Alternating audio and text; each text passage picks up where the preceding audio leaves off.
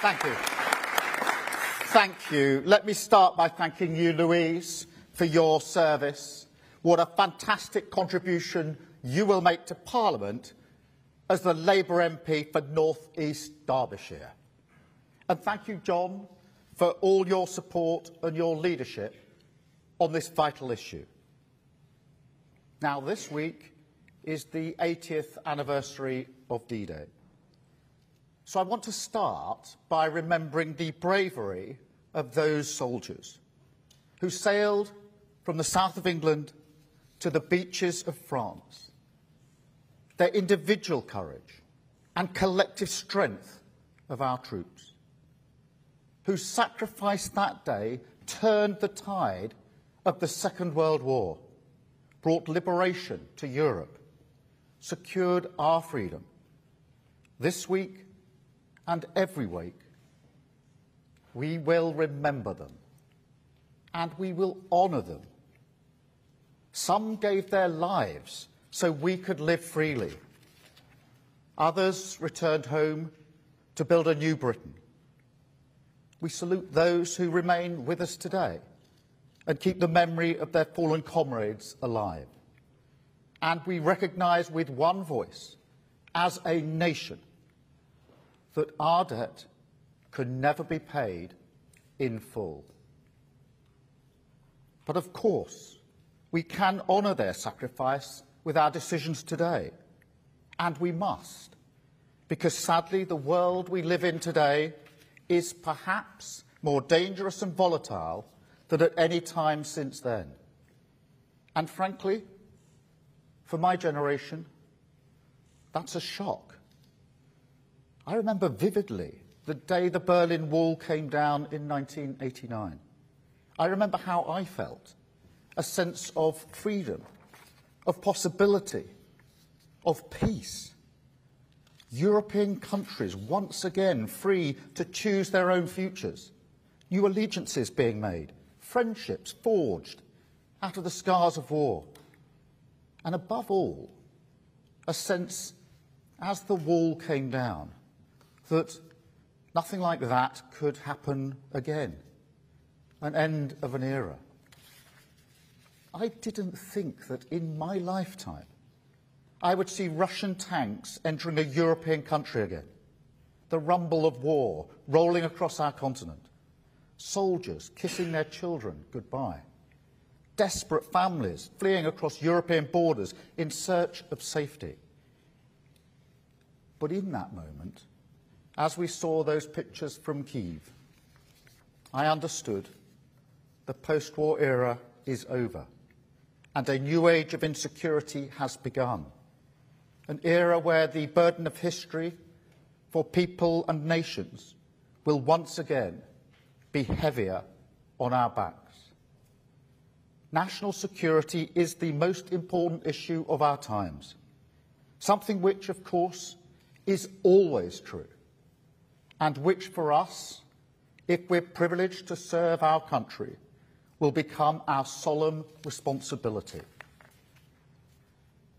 That's not something I say lightly. The security and defence of our nation is personal to my family. Like so many families, I have relatives who served in the Second World War. My mum's brother, my Uncle Roger, served in the Falklands on HMS Antelope. And I remember the terrible wait when his ship was bombed. My mum's fear as she sat by the radio every day, listening for news. And then the relief, a long week later, when we found out that he'd survived. So I know the courage, the service, the sacrifice that allows us to sleep soundly at night from our forces and their families. I know it, I respect it, and I will serve it with every decision. It is part of my story, and the reason why I said from day one of my leadership that the Labour Party had to change. Change for a purpose, to respect your service, face the future in this dangerous world, and above all, to keep Britain safe. That is why, with my changed Labour Party, national security will always come first.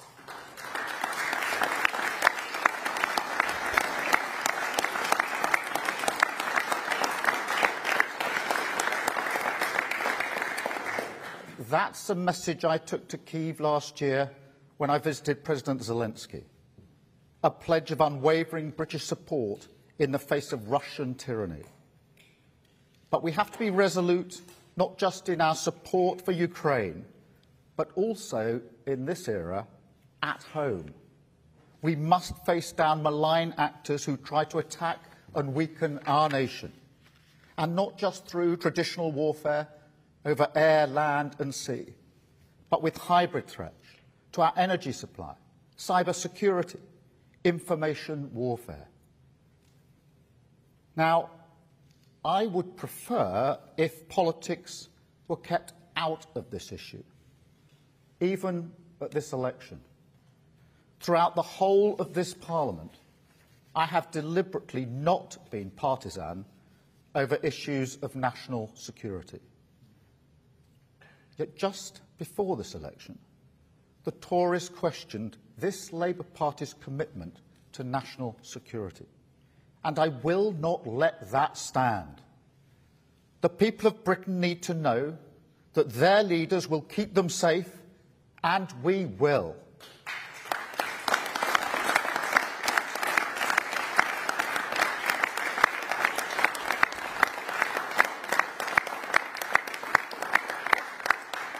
Furthermore, the truth is that after 14 years of the Tories, we are less safe and less secure. Now, you don't have to take my word for it. The Tories' own former Defence Secretary says the government has failed to take defence seriously. We have the smallest army since the time of Napoleon, at a time when other countries are firmly on a war footing. And so, even as we work tirelessly for peace, we have to be fit to fight. So let me be unequivocal. This Labour Party is totally committed to the security of our nation, to our armed forces, and, importantly, to our nuclear deterrent.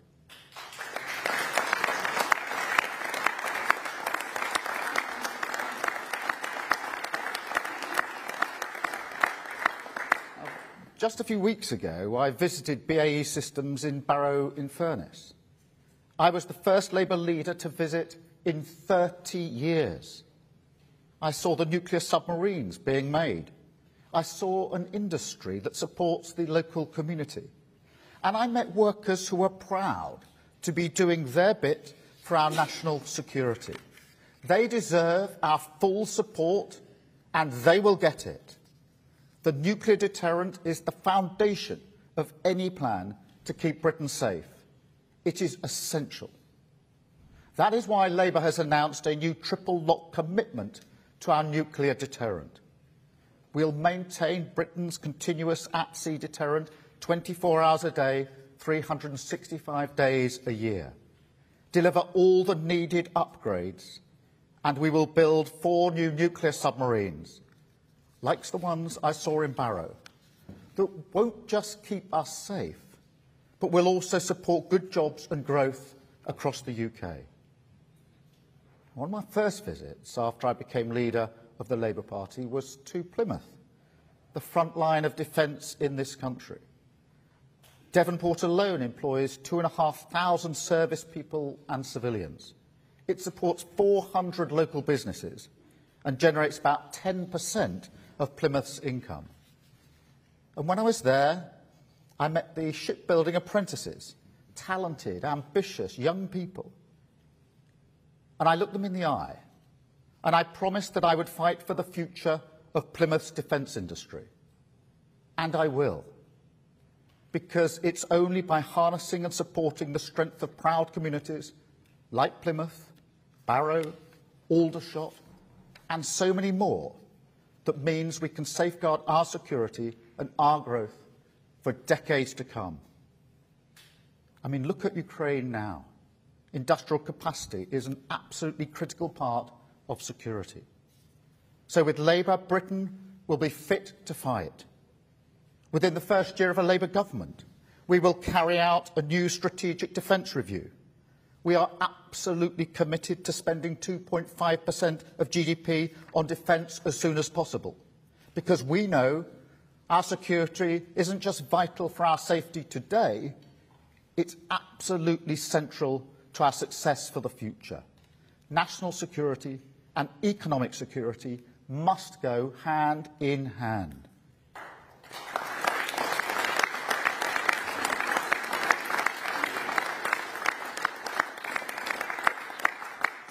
And we also know that playing our part on the world stage makes us stronger and better off at home.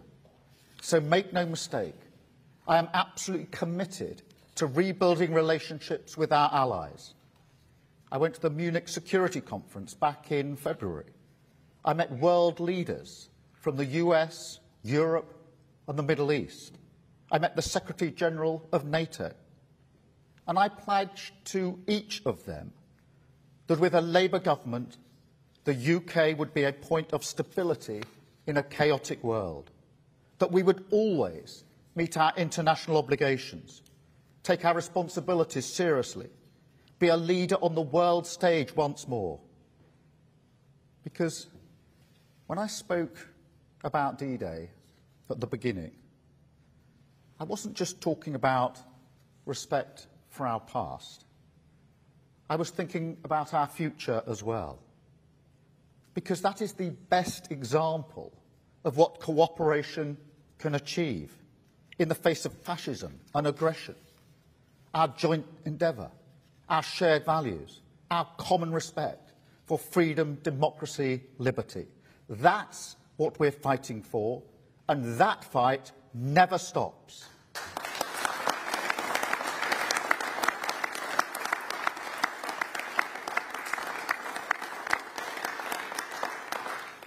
There's a narrative you sometimes see that our values are a point of weakness.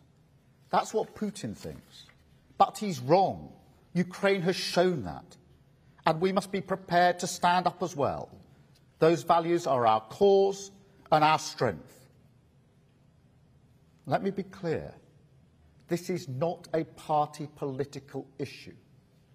This is a national issue. It affects every single individual, every community, and Labour will always put our country first. We will serve working people across our nation, respect our armed forces as they continue to protect our country.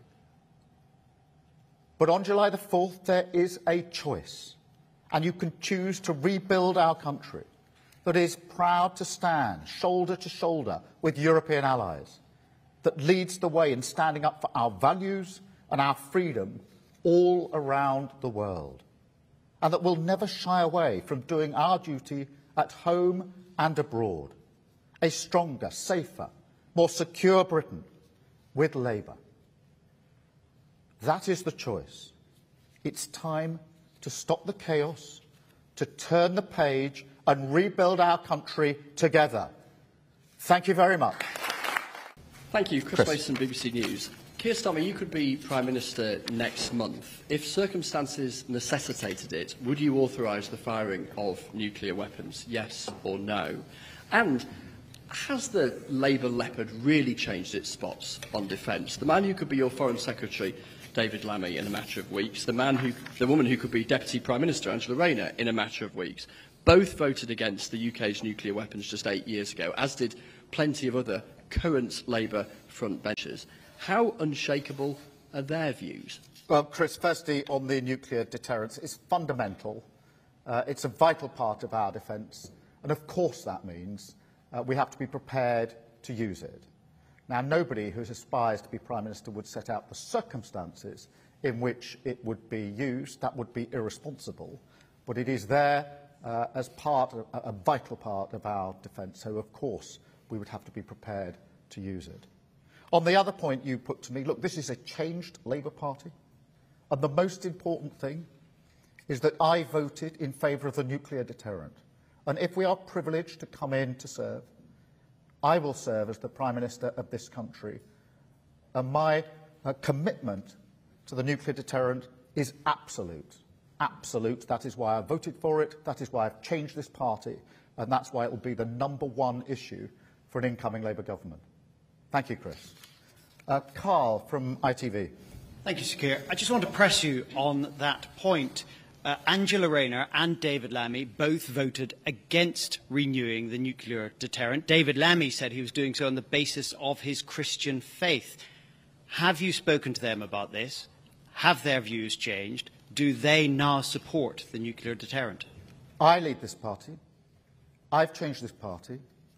If we're privileged to come in to serve, I will be the Prime Minister of the United Kingdom. And I've made my commitment to this absolutely clear. And I've got my whole cabinet, standard cabinet, behind me on this. We have changed the Labour Party. And I know full well that national security, defence of our country is the #1 issue. That is why I voted to renew the deterrent, and that's why I've been absolutely clear on this. I lead from the front. I've always led from the front, and this is an issue I feel very, very strongly about. Thank you very much, Carl.